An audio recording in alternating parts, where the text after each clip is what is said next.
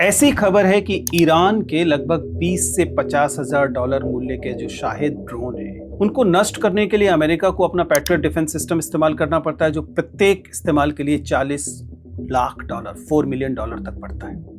ऐसे में लगता है कि अमेरिका के लिए युद्ध बहुत महंगा पड़ रहा है और इसीलिए ट्रंप ने $50 बिलियन अमेरिकी कांग्रेस से मांगे हैं। $50 बिलियन, 5,000 करोड़ डॉलर, जिसका मतलब है 4,50,000 करोड़ रुपए। लेकिन सच्चाई यह है कि अमेरिका को इसकी सारी कीमत वास्तव में खुद चुकानी नहीं पड़ती है। क्यों नहीं पड़ती है, इसे समझते हैं। सबसे पहले देखिए वह चीज जिसे कहा जाता है exorbitant privileges. French finance minister Giscard ने यह कहा था कि डॉलर सिस्टम दरअसल एक एग्जॉर्बिटेंट प्रिविलेज है अमेरिका के लिए, क्योंकि कोई और दूसरा देश इतना बड़ा डेफिसिट चलाए जितना कि अमेरिका चलाता है तो उसकी करेंसी गिर सकती है, उसका कैपिटल फ्लाइट हो सकता है, बोरोइंग कॉस्ट बहुत बढ़ सकती है। लेकिन चूंकि सारी दुनिया डॉलर में व्यापार करती है, इसलिए यूएस ट्रेजरी बॉन्ड्स जो है उनकी डिमांड लगातार बनी रहती है। इनफैक्ट युद्ध और अशांति में तो वे डिमांड और बढ़ जाती है, क्योंकि दूसरे लोग बजाय उसे सबसे सुरक्षित मानते हुए बाकी जगह से पैसा निकालकर इसको खरीदते हैं। ये मांग बहुत ज्यादा बढ़ने से का मतलब ये है कि यूएस को डॉलर छापने से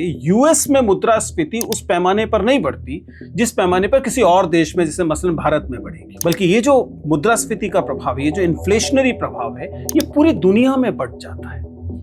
इफेक्टिवली अमेरिकी युद्ध की कुछ कीमत हमारे जिम्मे भी आ जाती है। ये सच है कि उसके बावजूद अमेरिका को कुछ कीमत तो चुकानी ही पड़ती है। ये कोई फ्री लंच नहीं है, लेकिन एक स्ट्रक्चर्ड प्रिविलेज अवश्य है।